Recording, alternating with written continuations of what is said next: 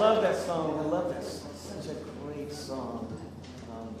And still a lot of, so many, 600 years later, it's almost, 600 years, 500 years later, we're still sort of having the same kinds of questions that Galilei faced when he came up with the idea, or when he popularized what Copernicus had come up with. We still have that sort of questioning going around. And so I want to think with you about questions and asking ourselves this question of why. Whenever we encounter someone else of a different perspective, why?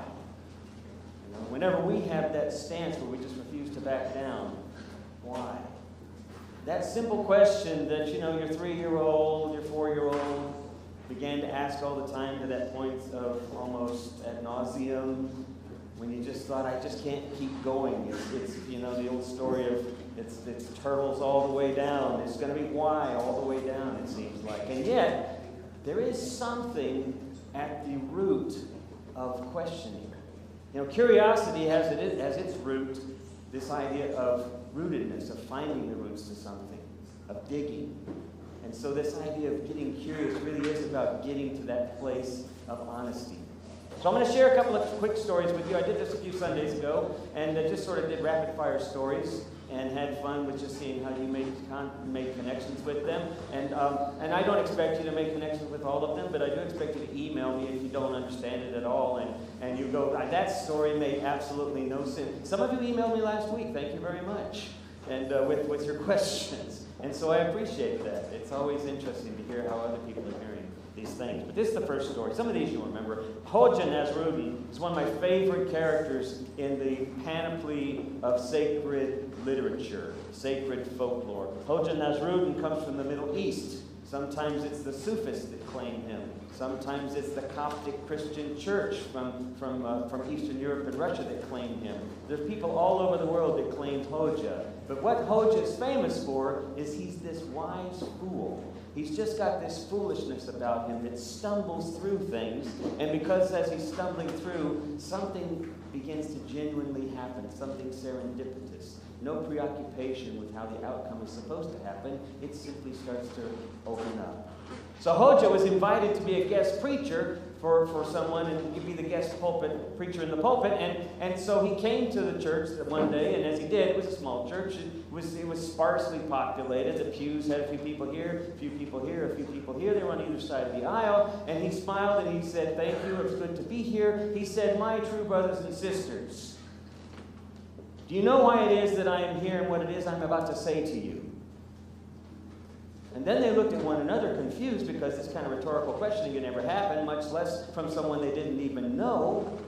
And so they looked up at him, and almost in one accord, here and there, they all said, "No, we have no idea." And he looked at the crowd and said, "Then there's no reason for me to be here." And he left the pulpit. Why are you laughing?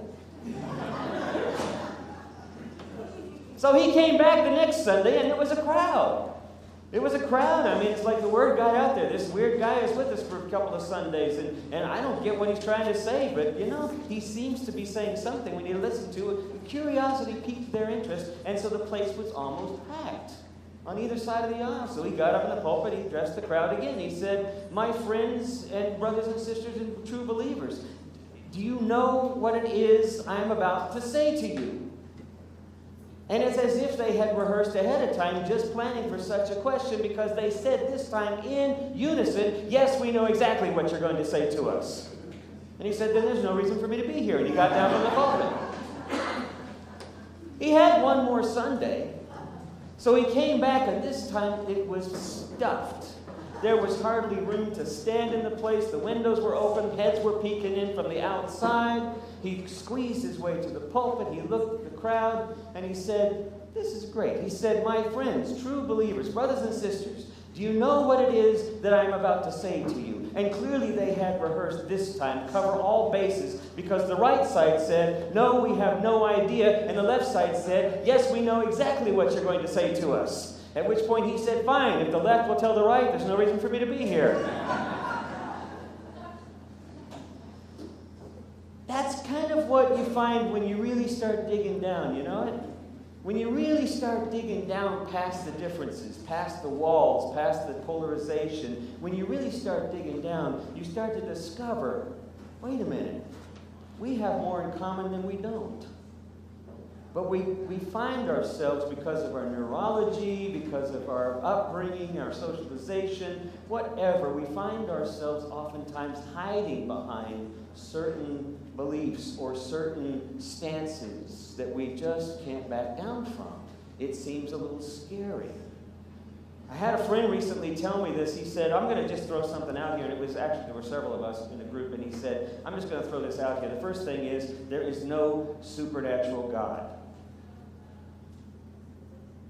But he's everywhere. And then he just sat down and left us to think about what the heck was that all about. There's absolutely no God, but he's everywhere. This idea of throwing out phrases that create some level of discomfort, right? Why is the discomfort there?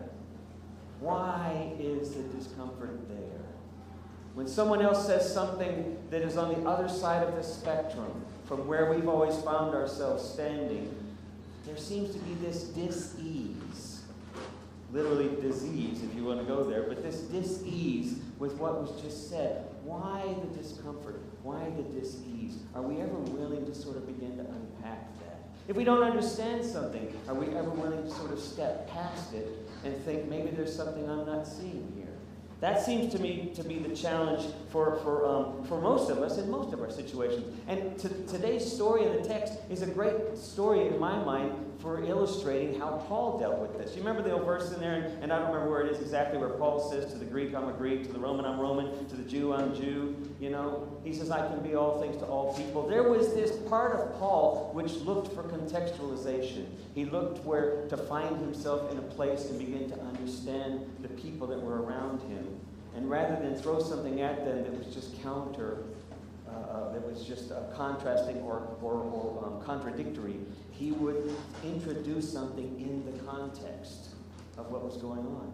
And that's what he's doing here. He's in Athens. His partners, Paul and Silas, are away. He's got other places to go, things to do. His mission is waiting for him. But he finds himself in Athens, the epicenter of Greek thought, right? The epicenter of Stoicism, which is this high virtuous orientation, this high virtuous philosophy that is all about wisdom, it's all about thinking and logic and distancing yourself from emotions. If you think about Stoicism, the best example we have would be Spock, right? In Star Trek. This logical mind. And yet even for Spock, there's this sort of breaking open that keeps pushing at him and keeps inviting itself in. And so Paul finds himself in this very stoic, very detached, and very intellectual reality. And he's surrounded by statues, by the Greco-Roman gods. Well, the Greek gods here, but you know, they get mixed up all the time. But he's surrounded by all of these statues. And each statue representing some Zeus or Apollo or Athena, right? So what he thinks to himself is, this is a perfect opportunity. So he goes to the Areopagus and he starts to talk. And they're all looking at him like, what you're talking about is so different. All of our gods are out there. And they come in and they do stuff. But you're talking about a God that's right here, that's not in a place, that's not any place, and yet is the very ground of our being. And then you're talking about this guy who represented this God. Not like Zeus and Hercules. It wasn't Zeus philandering around and having an affair. It was this sort of amazing, unexplainable, mysterious incarnation of somebody who represents this God. These things hadn't ever been talked about before. This idea of a relationship with God, whatever God is. And so he sits down and he begins to talk to them. And they're fascinated with it. And that's what's interesting. He's not castigating them. He's not condemning them. What he's simply saying is, here's something you already talked about. Because your own people, your own poets, if you read a little further, say, we are the offspring. We are his offspring. They're talking about Zeus, of course. But he says that same Zeus is really just a part of God.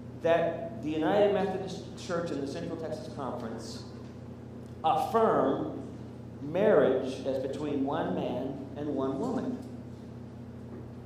And then they put it out on the table. Now, that's not a binding thing. The conference can't vote on anything legal. Everything goes to the General Conference February the 19th, and the recommendations, which we've talked about, that the Way Forward Commission is going to present to the whole church at the General Conference in February, is going to recommend the one church solution, which is that all churches sort of begin to figure out for themselves and have that independence, and conferences have that independence, and clergy have that independence in figuring out what's right for their conscience or what's right for their community. In my mind, that's not the most just, because it still doesn't really deal with the justice that persons, LGBTQ persons, like any other person, are no different. We are all children of God. And so it still distinguishes, it still discriminates in some settings. So personally, I'm not happy, but that's my personal orientation. But here was this thing that was set on the table, and everybody was starting to freak out. Everybody was starting to, so you could feel the polarization start to happen right there in this big room with 800, 900 people. You could feel folks starting to kind of look at each other sheepishly or intensely, like, are you with us? Are you against us? You know, are you going to be on this or not? And then I walked out the hall, and it was lunchtime, and I saw one of the two guys who had put that resolution together. And my first inclination was to think, you sorry. Anyway, so my first inclination was to kind of think, what's the matter with you?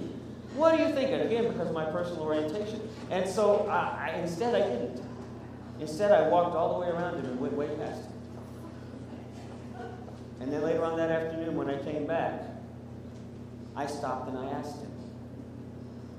I asked him how he was doing. I asked him what was his most profound experience that he's had at church this last year. He asked me what mine was. I was happy to talk about this. And after a while, we had a conversation that had nothing to do with our polarization, that had everything to do with our passion for love and community and creating a community of love. It did not change his mind, but it changed our minds about each other.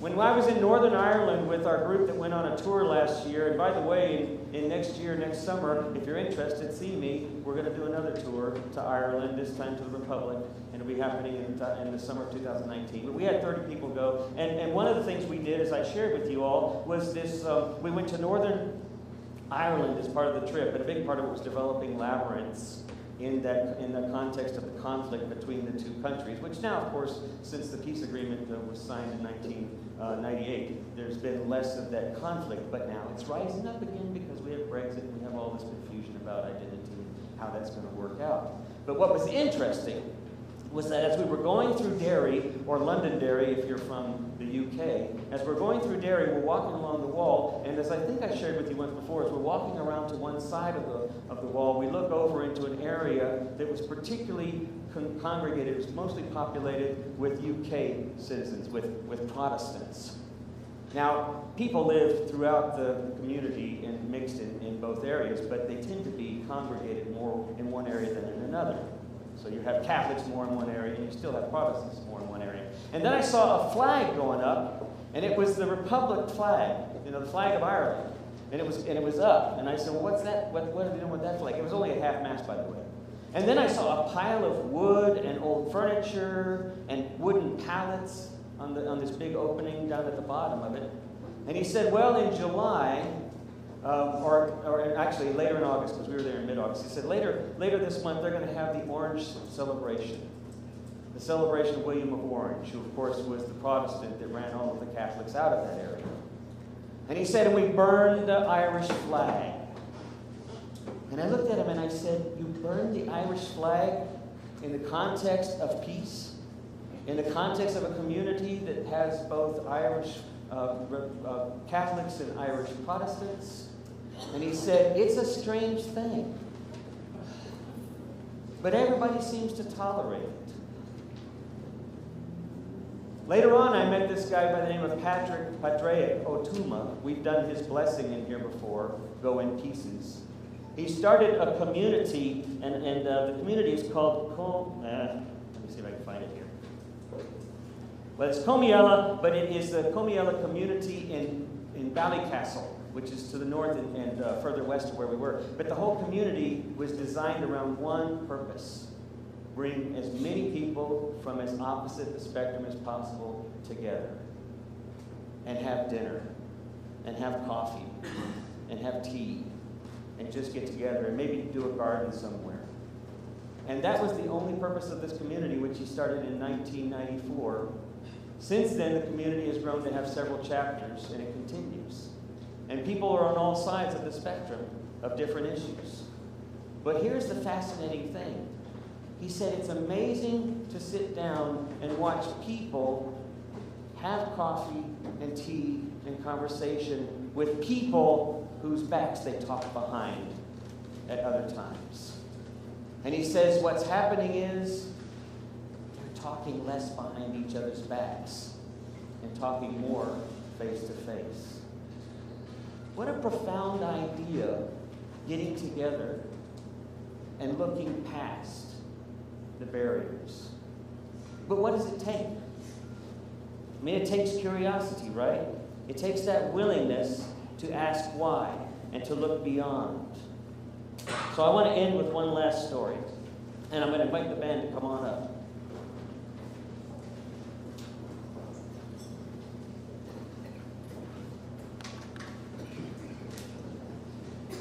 Actually, it's just an illustration. I want to invite you this week to do a couple of things. I want to invite you to look past your comfort zone, to begin to ask questions, why? And more than that, I want you not to stop with the first why. I want you to ask why as many times as it takes until you suddenly find yourself getting to a place where it's uncomfortable and you don't want to think about that. You don't want to ask why about that. In your gut, you're thinking, that feels like something that I need to hang on to. I'm afraid. I don't like myself. My family was always this way, and it's important for me to be the way they were, to identify with them. Whatever it is, to get to that place where you suddenly feel like, I just can't go any further. And then I just want you to sit with it. You don't have to change it. You don't have to deconstruct it. But I invite you just to sit with it, to that place where you just feel like you can't go further. And then, if you get the courage to do it, I invite you to go and ask someone else what they think about it, and to begin asking that question, why? Once we begin to open up, we begin to discover that our walls are more like curtains. They're not nearly so impermeable.